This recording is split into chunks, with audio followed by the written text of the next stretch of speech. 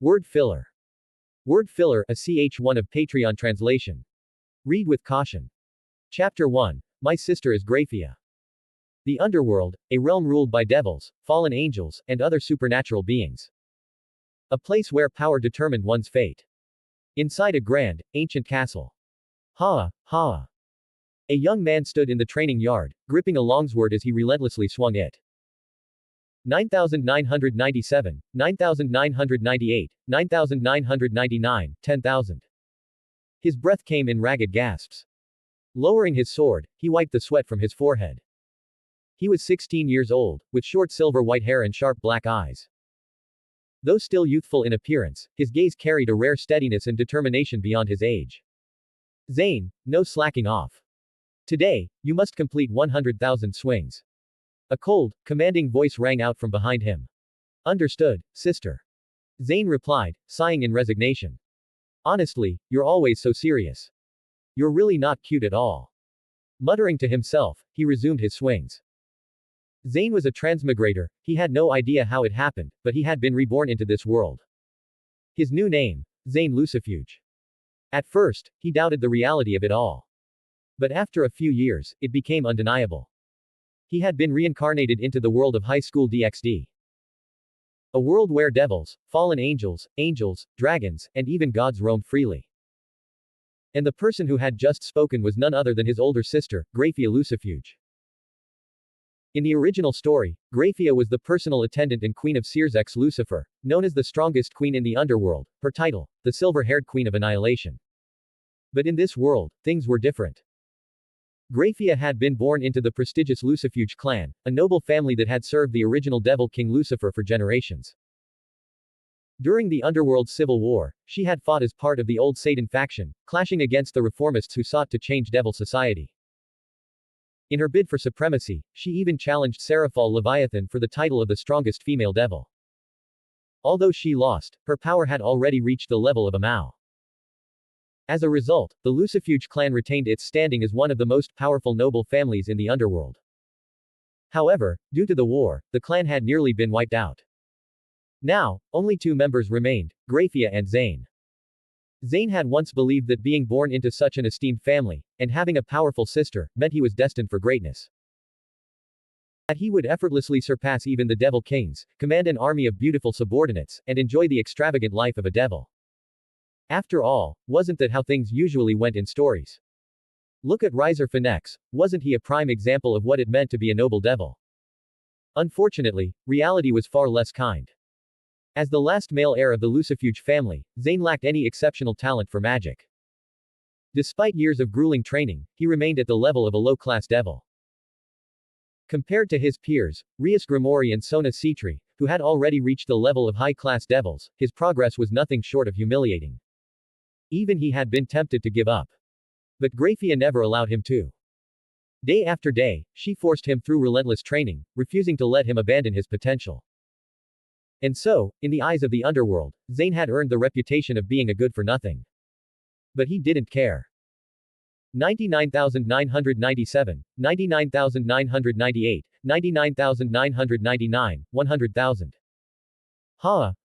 Finally done. Zane collapsed to his knees, his hands trembling as sweat dripped from his chin. But this was only the beginning of the day's training. Zane, take a short break. Then we'll begin your magic lessons. Watching her younger brother's perseverance, Graphia finally allowed a small smile to grace her lips.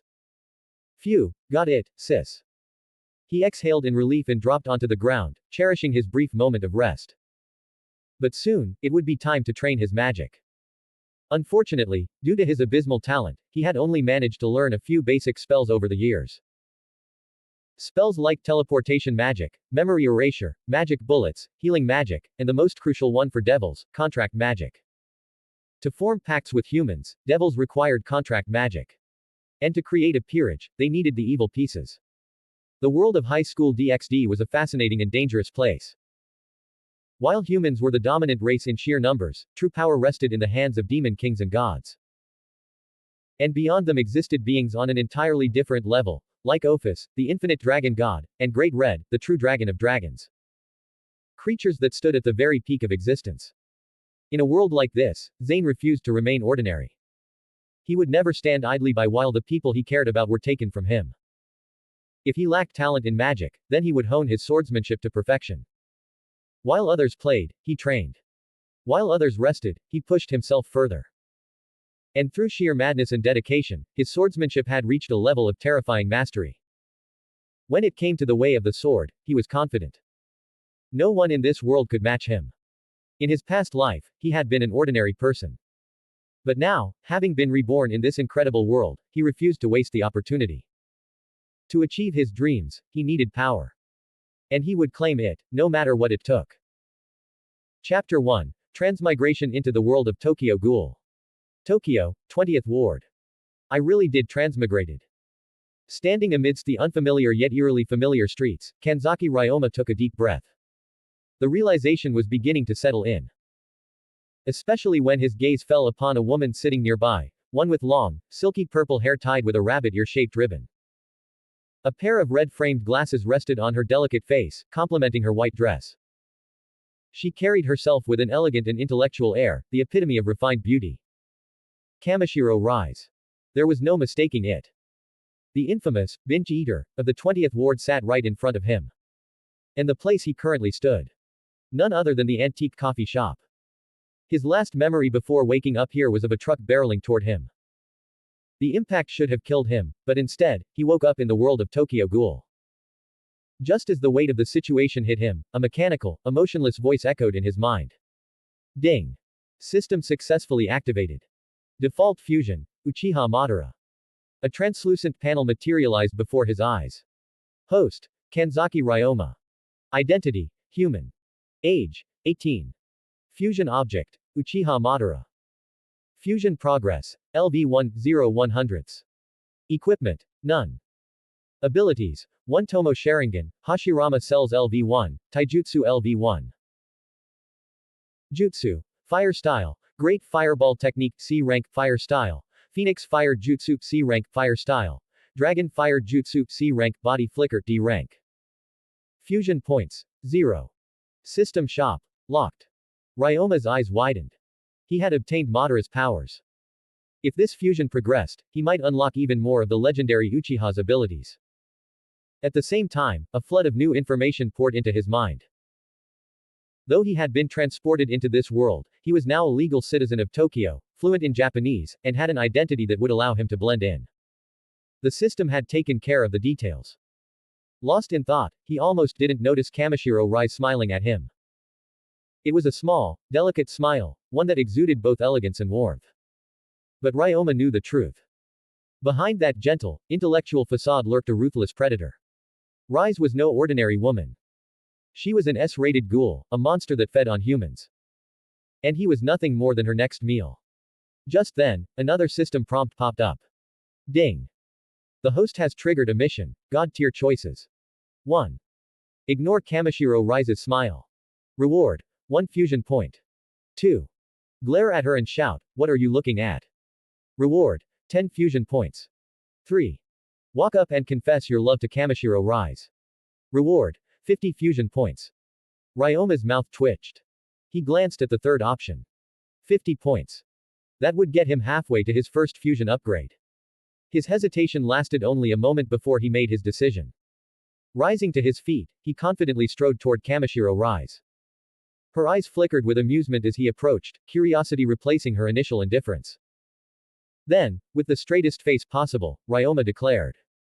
This beautiful lady, the moment I saw you, I fell in love at first sight. Silence. For a brief second, even the air inside Antique seemed to freeze. Then, the entire coffee shop turned to stare. The other customers, many of whom were ghouls themselves, exchanged stunned glances. Did this guy just confess to her? Some ghouls could barely suppress their laughter, while others cast Ryoma a look of pity. How unfortunate. This human had no idea who he had just hit on. Kamishiro Rise blinked, clearly caught off guard. Then, an amused smile curved her lips. Ding. The host has completed option 3. Reward, 50 fusion points. Ryoma's heart leapt. Now, if he could earn another 50 points, his fusion level would increase, bringing him even closer to unlocking more of Madara's power. In this world, strength meant survival. If he didn't become powerful fast, he'd end up as a ghoul's next meal. Kamishiro Rise tilted her head, studying him. Then, she laughed softly. Well, aren't you interesting? She mused. If you really like me that much, why don't we go on a date? Ryoma's eyebrows rose. That was fast. He expected her to play hard to get, or at least feign some reluctance. Instead, she agreed without hesitation. Was she that eager to eat him? Still, if she was playing a role, he'd play along too. That sounds great, he said with a grin. But I don't even know your name yet. She chuckled. Kamishiro Rise. And you? Kanzaki Ryoma. And just like that, Kanzaki Ryoma and Kamishiro Rise became a couple. At least, on the surface. Both of them had their own ulterior motives. Support and read advanced chapters on Patreon. Zexxy. 5 comments 0 vote. Chapter 2, Perfect Illusion of Compatibility.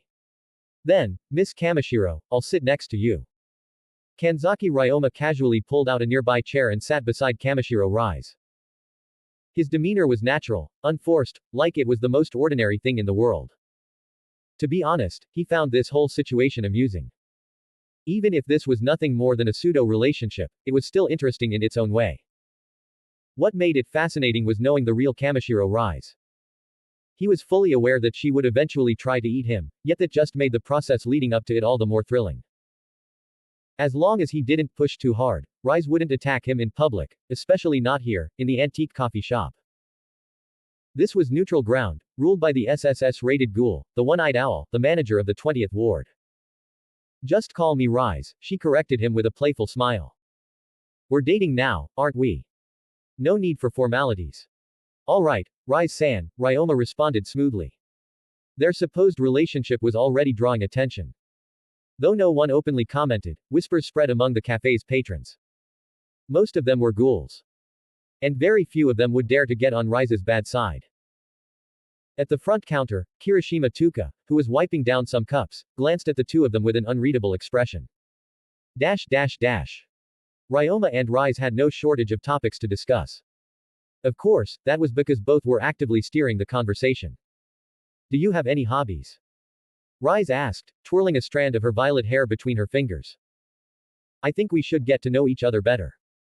I like reading, manga, and listening to music, Ryoma answered truthfully. Oh. What kind of books? Recently, I've been reading Takatsuki-sen's works. Rise's eyes lit up. What a coincidence. I love Takatsuki-sensei's books. Her reaction was immediate, her enthusiasm flawless. But Ryoma knew better. If he had mentioned another author, she would have just as easily claimed to love their works too. She was mirroring him, crafting the perfect illusion of compatibility. Had he been an ordinary, unsuspecting guy, he might have been completely fooled. If he didn't know the real Rise, he might have been played like a fiddle, only to end up as nothing more than her next meal. What would you recommend? He asked, playing along. I've just started reading Takatsuki's works, so I haven't gotten far. I think Takatsuki's debut novel was her peak. The Black Goat's Egg is a must-read. Her latest work, The Hanged MacGuffin, is also excellent. I know The Black Goat's Egg. The way the letter was used as a plot device was brilliant. Takatsuki's short stories are great too, like The Black and White Rainbow. Their conversation flowed smoothly, almost effortlessly. To any outsider, they looked like a pair of young lovers deeply engaged in a lively discussion. But the reality was far different. What about taste? Rise's tone suddenly shifted. Ryoma blinked. Taste. Do you prefer your coffee black, or do you like it sweetened? I like it black. Rise smiled. Really? I prefer adding a bit of sugar. Here, why don't you try mine? Maybe you'll like it too. She picked up her cup and extended it toward him, her expression soft and inviting. To an unsuspecting young man, this would have been an irresistible gesture. If Ryoma hadn't known the truth about her, he might have fallen under her spell just like countless others before him. But he had no reason to hesitate. He accepted the cup and took a sip. A faint sweetness lingered on his tongue. Ding. Host has completed an indirect kiss with Kamishiro Rise. Reward: 10 fusion points. Ryoma's grip on the cup tightened for a moment. Wait, that counts. Apparently, even the smallest interactions with Rise had the potential to trigger rewards. This only reinforced his earlier decision, staying close to her might lead to even more opportunities. Well. Rise tilted her head, watching him expectantly. Not bad. A little sweetness isn't so bad after all. That's good. I was worried you wouldn't like it. Rise let out a small sigh of relief, placing a hand on her chest. The movement was delicate, almost too natural. Her acting skills were impeccable. You know, she mused, we have the same blood type, we're close in age, and we both love Takatsuki-sensei's books. Now our taste preferences are almost identical too. Her voice carried a subtle flirtation, though her tone remained perfectly casual. Yeah, Ryoma replied, smiling. We seem to get along well. Ah, I just remembered, I have to leave soon. Rise glanced at the clock, then looked back at him with an apologetic expression. Otherwise, I'd love to keep talking. How about we meet here again tomorrow at this time? Ryoma nodded. Sure, I don't mind. Great. Then, Ryoma-kun, you have to come tomorrow, okay? Her eyes gleamed as she leaned in slightly. I want to know more about you. With that, she stood up, giving him one last smile before gracefully exiting the cafe. From the outside, she looked like the picture of elegance, walking with perfect posture, a small purse held delicately in her hands. But beneath that refined exterior lurked a predator. As she strolled through the streets of the 20th ward, her thoughts shifted. This human boy was intriguing. Ryoma's sudden confession earlier had caught her off guard, but it also gave her an idea. Perhaps she would play with him a little longer. There was something uniquely entertaining about making her prey fall for her, only to rip away their hopes at the last moment. She could already picture it. The moment when he would look at her with those infatuated eyes, completely entranced. And then, she would devour him. Just imagining the expression on his face made her shiver with anticipation. Support and read advanced chapters on Patreon. Zexxy. 5 comments 0 vote. Download the app for greater interaction.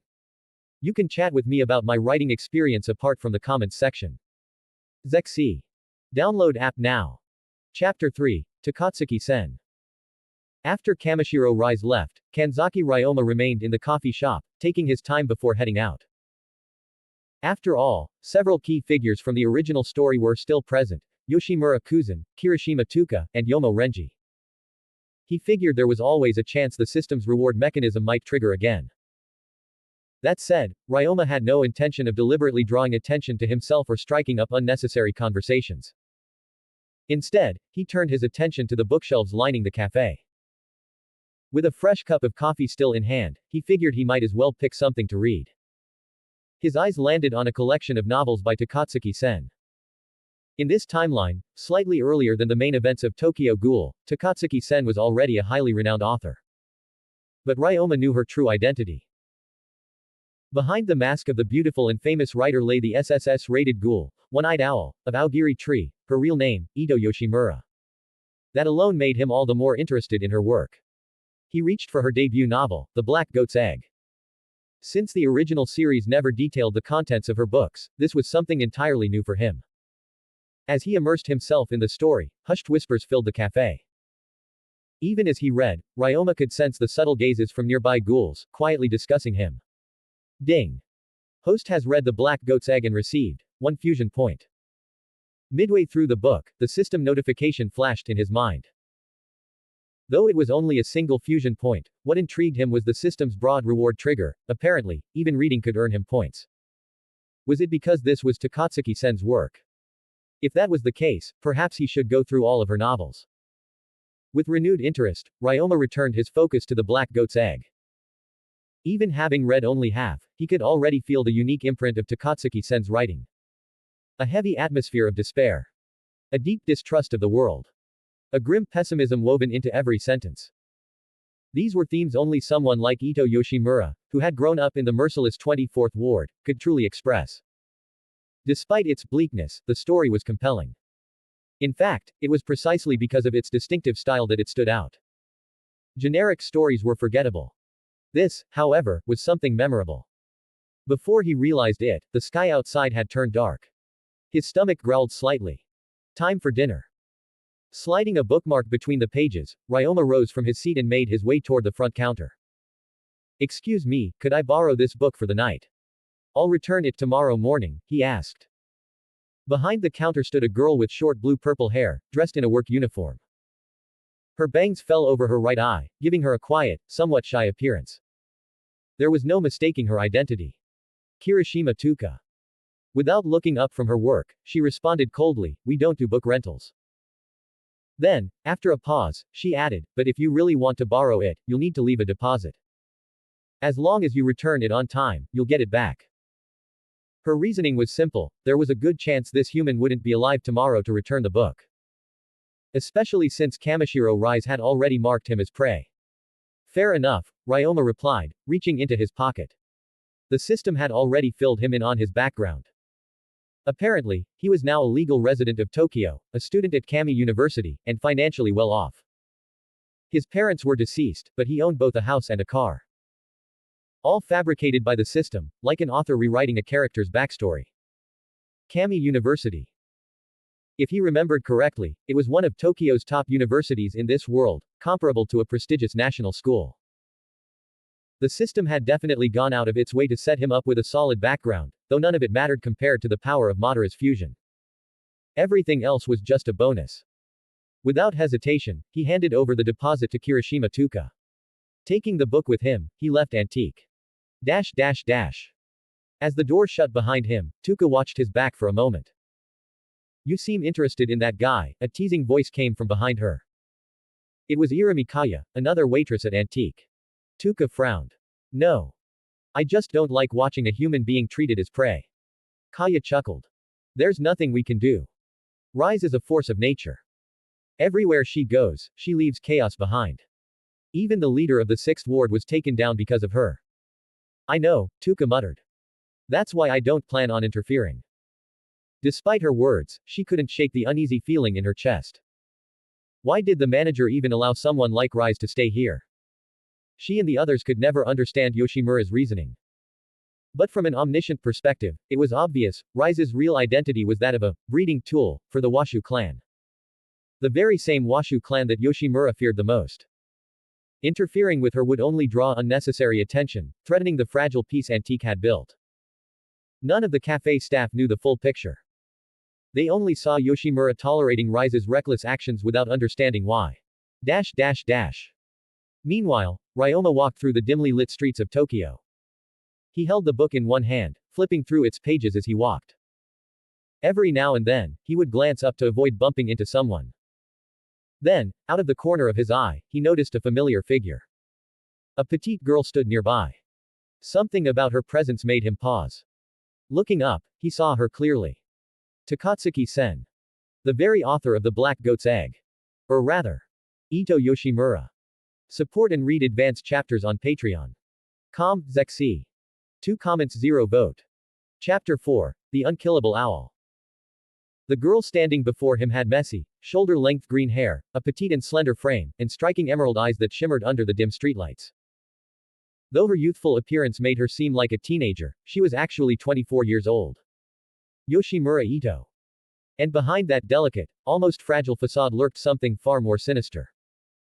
If Kamishiro Rise was considered cruel, then Ito was on an entirely different level.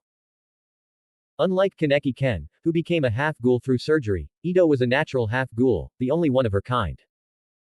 Her power surpassed that of nearly all ghouls, making her the strongest openly known ghoul in existence. But her strength wasn't just physical, her mind was equally terrifying. Calculating, ruthless, and utterly unpredictable. Ryoma wasn't expecting to run into her. But rather than being surprised, he quickly calmed himself. This wasn't a coincidence. More than likely, Ito had taken an interest in him because of his interaction with Kamishiro Rise. After all, Aogiri Tree had been after Rise for a long time due to her unique lineage. Given that Ito was both the founder of Aogiri Tree and the daughter of Yoshimura Kuzan, it made sense that she would be keeping an eye on Rise. "Hey, kid. You should pay more attention to where you're walking," Ito said suddenly, her voice carrying a playful lilt. "Thanks for the reminder. I'll be careful," Ryoma responded, keeping his tone casual. For now, he acted as if she were just another stranger on the street. "Be careful." Ito hummed a light-hearted tune before turning and walking away, as if she had merely bumped into him by chance. To an average person, her words wouldn't mean anything. But Ryoma understood. She was warning him. And that meant he was already under surveillance, likely by Ito herself or Aogiri Tree. Still, he wasn't concerned. Ito wouldn't make any reckless moves. Like Yoshimura Kuzan, she couldn't afford to act against Rise directly, not with the Washu clan's involvement. At most, she might send subordinates like Gecko Yamori to capture her. Ryoma met Ito's teasing remark with a quiet but firm response. I know. Though he spoke softly, Ito undoubtedly heard him. She didn't turn back, but the corner of her lips curled into an intrigued smile. Interesting. This guy wasn't as simple as he seemed. A human who willingly got close to Kamishiro Rise, even confessed to her. That alone made him worth watching. Yet, for all her intelligence gathering, there was no information on him. She could tell by scent that he wasn't a ghoul. So was he human. Half human. An investigator. And what was even more curious, he had been holding a copy of the Black Goat's Egg. Ito's interest in Kanzaki Ryoma had just grown significantly. Ryoma finally returned to his apartment in the 20th ward. Since most universities in Japan didn't provide dormitories, students either rented apartments or commuted from home. Fortunately, his assigned home was close to Kami University, making things convenient. As he set his book down, his gaze landed on a mirror. A thought crossed his mind, prompting him to step closer. He hadn't checked his reflection since arriving in this world. Leaning in, he examined his face. His features remained largely the same, sharp eyebrows, strong jawline, and an overall handsome appearance. However, there were some notable differences. His hairstyle had changed, now significantly longer, resembling that of Uchiha Madara, though not quite as wild. It was more like Obito Uchiha's Red Knight look, just without the long ponytail. With his new hairstyle and the Sharingan, even if his facial features weren't identical to Madara's, the resemblance was undeniable. Speaking of which, he had yet to activate his Sharingan since arriving. Closing his eyes for a moment, he focused. Then, with a thought, his vision sharpened instantly. A crimson glow reflected in the mirror, revealing a single tomo spinning in each eye. The enhancement was immediate. His perception heightened, details became clearer, and his reaction time felt noticeably faster. It was like exchanging his ordinary sight for a completely different pair of eyes. Yet, despite the overwhelming clarity, he could feel the subtle drain of chakra. So the system has fully integrated the Uchiha bloodline into my body. That meant he could activate and deactivate the Sharingan at will, just like a true Uchiha. Without hesitation, he closed his eyes again and deactivated it. Leaving it on constantly would only waste energy, and in this world, the last thing he needed was unnecessary attention. The Sharingan's red glow resembled the ghoul's Kakugan. If he walked around with it active, it would only invite trouble. Best to use it sparingly. After preparing and eating a simple dinner, Ryoma finished reading The Black Goat's Egg before heading to bed. Ding. Host has completed reading The Black Goat's Egg. Reward: 1 fusion point. The next morning. Before heading to Kami University, Ryoma made a quick stop at Antique to return the borrowed book. This time, instead of Kirishima Tuka, he was greeted by an elderly man. Yoshimura Kuzan. The manager of Antique. A kind-looking, elderly gentleman with a gentle smile. And an SSS-rated ghoul feared across Tokyo. The deposit has been returned. Please check the amount, Yoshimura said, his tone warm and polite. Had Ryoma not known better, he might have mistaken him for just another friendly old man. But behind that kind expression was one of the most dangerous ghouls in existence. The Unkillable Owl. Support and read advanced chapters on Patreon. Zexxy. 6 comments 0 vote. Chapter 5. God Tier Choice. Alright, thank you. After receiving his deposit back, Kanzaki Ryoma left Antique and headed straight for Kami University. Yoshimura Kuzan watched him go, saying nothing. He knew what fate awaited a human who got too close to Kamishiro Rise. But that wasn't his concern. As a ghoul who had long abandoned his predatory ways, Yoshimura no longer wished to harm humans. However, that didn't mean he was willing to put himself at risk for a complete stranger. He had taken the same stance with Kaneki Ken in the original timeline. When Kaneki was captured by Aogiri Tree, Yoshimura refused to intervene, until later, when circumstances forced his hand. But his decision to save Kaneki had ultimately accelerated both his own downfall and the destruction of Antique. So whether he decides to interfere or not isn't his concern. Less than 30 minutes later, Ryoma arrived at Kami University. Since it was his first day on campus, he was unfamiliar with the layout. He had to rely on the school signs to find his way around. According to the information the system had provided him, he was a student in the Department of Literature. His schedule was set, he simply needed to attend classes as required. Since he was technically a freshman, no one would question the presence of a new student in the classroom. With no pressure to stand out, Ryoma simply attended his lectures, taking notes and listening attentively. At the moment, he didn't know any of his classmates, so he kept to himself, focusing on reviewing his studies after class. After all, even someone like Kamizu Tuma from a certain magical index still had to attend school properly despite all his supernatural troubles. The morning passed quickly, and by noon, Ryoma's classes were over. Japanese universities typically had only about 4 hours of lectures per day for first and second year students, with even fewer in the later years. That was why Kaneki Ken had so much free time to visit Antique in the original story. For now, Ryoma had the rest of the day to himself. His plan was simple: grab lunch at the university cafeteria, then head to Antique to meet up with Kamishiro Rise, as promised. University cafeteria. After picking up his meal, Ryoma spent some time searching for an empty seat. The cafeteria was packed, but he eventually found an unoccupied 4-person table. Just as he started eating, someone approached him. "Excuse me, is this seat taken?" Looking up, Ryoma saw a boy around his age. The stranger had delicate, almost feminine facial features, with a beauty mark just below his right eye. His friendly smile made him appear harmless. But Ryoma instantly recognized him. Furuta Nomura. At this point in time, Furuta was still attending Kami University under the alias, Furuta Nomura, playing the role of an ordinary student. But Ryoma knew better. This man was no ordinary student.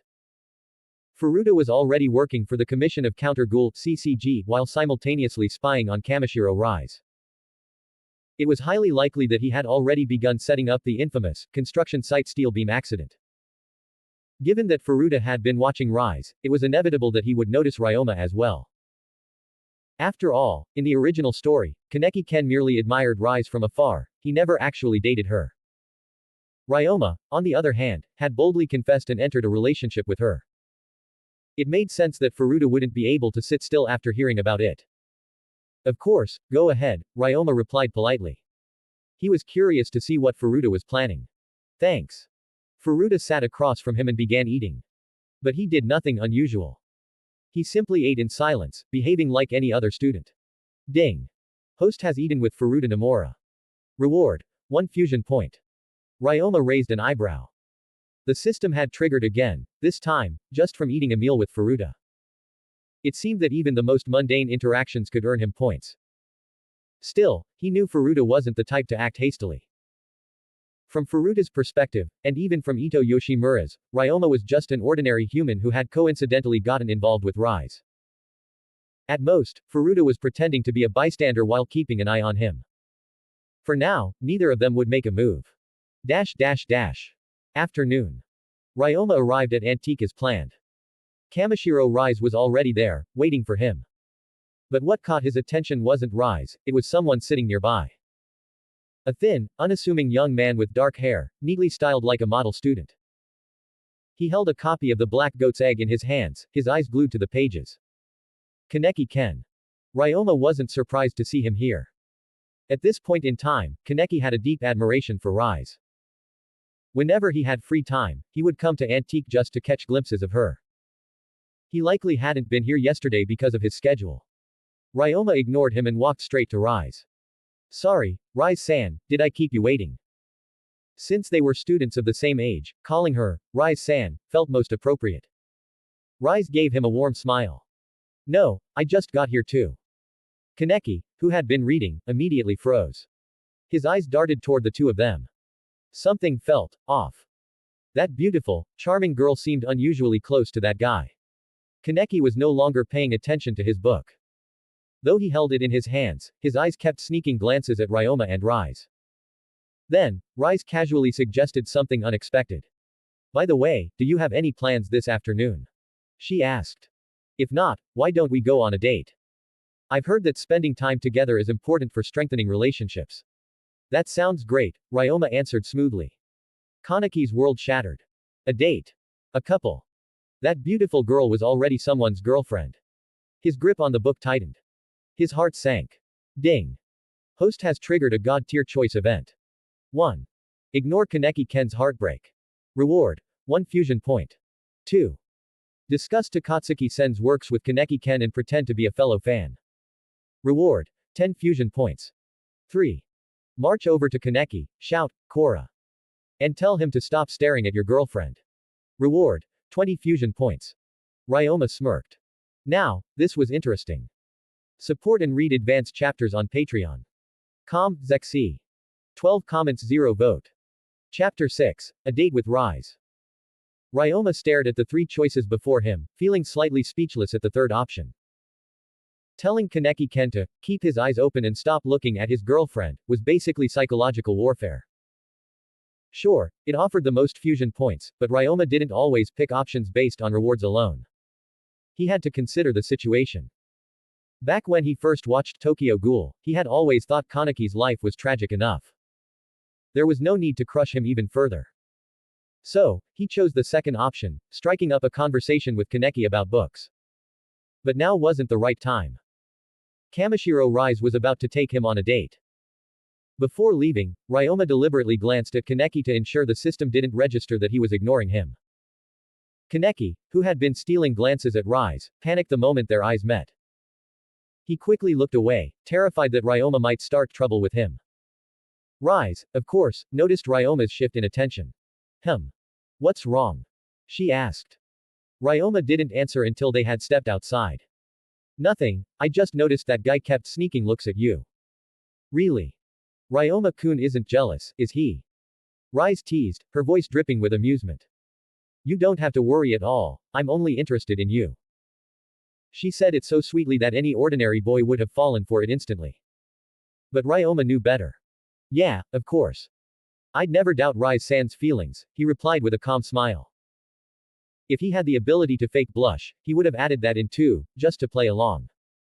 As they walked together, Ryoma didn't immediately try to hold Rise's hand. Normally, a boyfriend would. But their relationship was fake, and Rise had never actually let a man get too close to her. In the original timeline, she would seduce men, make them feel special, only to ruthlessly devour them before they could touch her. Even agreeing to date Ryoma was already unprecedented for her. Had he been just an ordinary human, he probably would have suffered the most horrific death out of all her previous victims. Still. What would happen if I tried to hold her hand? Would she reject it? Act indifferent? Would this trigger another system reward? With that in mind, he slowly reached out, hesitating at first, just like a nervous boy on his first date. Then, he boldly took her hand. Ding. Host has held hands with Kamishiro Rise. Reward. 5 fusion points. Ryoma had grown used to receiving fusion points from random interactions by now. At that moment, a flicker of disgust flashed across Rise's eyes. To her, Ryoma was nothing more than food. But she didn't immediately pull away. Instead, she smoothly retracted her hand in a natural gesture, lifting it to point at a nearby store. Ryoma-kun, I want to try that dessert shop.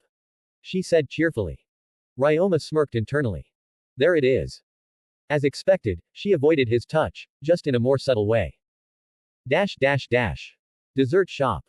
Inside the shop, they each ordered a dessert. Halfway through their meal, Rise suddenly stood up. Excuse me, I need to use the restroom, she said with a polite smile. All right, Ryoma nodded. He already knew the real reason she was leaving. Ghouls couldn't eat human food. To blend into society, some ghouls had learned the trick of pretending to eat, swallowing food without chewing it and later forcing themselves to vomit it out before it could be digested. Rise was no exception. Surprisingly, Rise didn't attack him that night. Instead, she continued her act, using playful teasing and affectionate words to pull him deeper into her web. At the end of the date, she turned to him with a soft expression. I had a great time today, I wonder if Ryoma-kun did too. She asked sweetly. Ryoma smiled. Of course. Who wouldn't enjoy a date with such a beautiful girl? Hearing that, Rise's face seemed to flush slightly, her expression overflowing with happiness. The atmosphere between them felt natural, romantic, even. But in reality, neither of them was sincere. They were both acting. I was thinking, Rise hesitated, glancing away shyly. Do you want to go to the movies tomorrow? We can meet at Antique first. She was still playing with him. She wanted to keep the game going. Sounds good, Ryoma agreed without hesitation. Dash dash dash. Back at Antique. After parting ways with Rise, Ryoma returned to Antique. Just as he expected, Kaneki Ken was still there, reading. When Ryoma walked in, Kaneki briefly met his gaze, then instantly looked away, pretending not to notice him. Ryoma smirked and walked straight toward him. Kaneki stiffened. Sweat formed on his brow. Was he in trouble? Was this guy about to start a fight over Rise? Isn't that book by Takatsuki-sen? Ryoma asked casually. Kaneki, startled, blurted out, I'm sorry. Then, realizing what Ryoma had actually said, he panicked even more. Ah, wait, what? He looked down at his book. Oh. Yes, this is The Black Goat's Egg by Takatsuki-sen. His nervous reaction made Ryoma chuckle. It's quite the coincidence. I'm a fan of Takatsuki-sensei's works too. Ding. Host has completed option 2. Reward, 10 fusion points. Kaneki's eyes widened slightly. Really? His voice carried genuine surprise. Even though Ryoma was dating the girl Kaneki admired, the fact that they shared an interest in literature was still exciting. After all, reading was Kaneki's greatest passion. And meeting another book lover, especially one who appreciated Takatsuki-sen's works, was something rare. Support and read advanced chapters on Patreon. Zexxy. 9 comments 0 vote.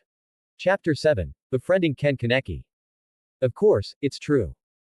I haven't read many of Takatsuki-sensei's works, but after finishing The Black Goat's Egg, I was hooked. Ryoma smiled as he spoke, pulling out a chair and sitting across from Kaneki Ken. Mind if I sit here? It wasn't because of the system's reward. He had already completed the God tier choice. He could have just walked away. But he didn't. He simply wanted to talk to Kaneki Ken, no other reason. Of course. Please, go ahead, Kaneki replied, though his voice was slightly reserved. His naturally introverted personality made it difficult for him to relax around strangers. And on top of that, Ryoma was Kamishiro Rise's boyfriend. That fact alone made him feel an odd sense of pressure. You look like a student. Are you from Kami University? Ryoma asked, even though he already knew the answer. He couldn't just act like he knew everything about Kaneki from the start. That would be suspicious. Kami University was the nearest school, so his question wouldn't seem out of place. Yeah, I am. Are you also a student there? Kaneki asked curiously. Ryoma nodded. Yeah, I'm in the literature department. My name is Kanzaki Ryoma. Kaneki blinked in surprise. I'm also in the literature department. For a moment, he found it hard to believe. Not only were they classmates, but they were also both fans of Takatsuki-sen. It felt like too much of a coincidence. My name is Kaneki Ken. Nice to meet you, he said, bowing his head slightly. Kaneki wasn't used to socializing, but talking to someone who shared his love for books felt refreshing. He had only ever had one close friend, Hyde. And since Hyde wasn't into literature, there was always a gap in their interests. But now, with Ryoma, it felt different. Even though he was that girl's boyfriend. Ding. Host has befriended Kaneki Ken. Reward, 2 fusion points. As they continued chatting, they found themselves naturally engrossed in discussing Takatsuki-sen's works. Kaneki, who was usually reserved, became completely absorbed in the conversation. For a while, he even forgot that Ryoma was dating Rise. And even if he did remember, his personality wouldn't allow him to entertain any improper thoughts. Not only did he lack the confidence to pursue someone already taken, but now he had also befriended her boyfriend. The idea of interfering in their relationship would never even cross his mind. Evening. After borrowing another book from the cafe's shelf, Ryoma spent the rest of the evening reading. Ding. Host has read The Black Goat's Egg. Reward, 1 fusion point. Ding. Host has finished The Black Goat's Egg. Reward, 1 fusion point. By the time the cafe was closing, Ryoma and Kaneki both decided to head home. Though they had spent most of the time reading, they had occasionally exchanged thoughts on Takatsuki-sen's writing, deepening their mutual appreciation for literature. Kaneki, in particular, was in a great mood. For the first time, he had found someone who shared his passion for books. Hyde was his best friend, but Hyde had never been interested in reading. With Ryoma, he could finally talk about the novels he loved without holding back. Meanwhile, Ryoma walked the same route as the night before, passing through the quieter streets and alleys of the 20th Ward. Dash dash dash. The city was eerily silent at this hour. There were barely any pedestrians around. Especially in the alleys. Most people avoided deserted areas at night, fearing ghoul attacks. Ryoma remained on high alert. If he encountered an S-rated ghoul or higher, things could get tricky. With his current fusion level, he wasn't sure how well he would fare against a truly powerful opponent. Ghouls looked human, but their strength was on an entirely different level. At this point, his fusion progress was only at LV1, which meant he had barely unlocked a fraction of Uchiha Madara's power. At best, his abilities were comparable to a lower-tier Uchiha. It was like comparing a one-tomo Sharingan to the fully evolved Rinnegan. There was an enormous gap in power. That being said, it was unlikely that he'd run into anything too dangerous here. The 20th Ward was relatively stable, thanks to Yoshimura Kuzen's influence. Most ghouls in this area followed his rules, avoiding unnecessary trouble with humans. The only real exceptions were outliers like Kamishiro Rise, reckless predators who ignored the unspoken laws. And Rise, for all her viciousness, wouldn't attack him just yet. That would be too boring for her. Still, Ryoma decided to take a detour, just in case. But before he could exit the alley, he heard something. Footsteps. Someone was behind him. Turning around, he saw a man approaching. His expression was rough, his demeanor unsettling. Though his eyes hadn't turned into a ghoul's Kakugan yet, Ryoma could sense it. This guy wasn't human. Man, those idiots at Antique have all these stupid rules, the man muttered to himself. No hunting humans in the ward, no eating fresh meat, I'm sick of feeding on corpses. His complaint made no sense to a normal person. But to Ryoma, it confirmed everything. This was a ghoul. His expression hardened. The guy was looking at him like prey. If you're planning to eat me, Ryoma said flatly, then go ahead and try. The ghoul smirked. Judging by his unfamiliar face, he wasn't one of the more powerful ghouls in the ward. Ryoma had memorized the identities of all the high-ranking ghouls in the 20th Ward. If this guy had been an S rank or above, he would have known about him. That meant this was just some low-tier ghoul looking for an easy meal. Perfect. This would be a good chance to test out his abilities. Oh. The ghoul chuckled. You already figured it out, and you're not running away. He looked Ryoma up and down, puzzled. Any normal human would have panicked. Would have tried to escape. But this kid was standing his ground, completely calm. If it weren't for the fact that he didn't have a quink, the ghoul might have mistaken him for a CCG investigator. Bluffing, huh? The ghoul scoffed and lunged forward. At the same time, his eyes transformed. His irises turned blood red, while the whites of his eyes darkened. A deep green Rinkaku Kagun burst forth from his lower back, forming a long, whip-like appendage. It was fast. Stronger than human flesh. A single strike could tear through steel. But Ryoma's expression didn't waver. Instead, his eyes shifted. In an instant, his once dark pupils turned crimson. A single tomo spun within each of them. The ghoul froze mid-attack. His breath hitched. His body tensed. For a brief moment, his mind went blank. What the hell is that? Support and read advanced chapters on Patreon. Zexxy. 7 comments 0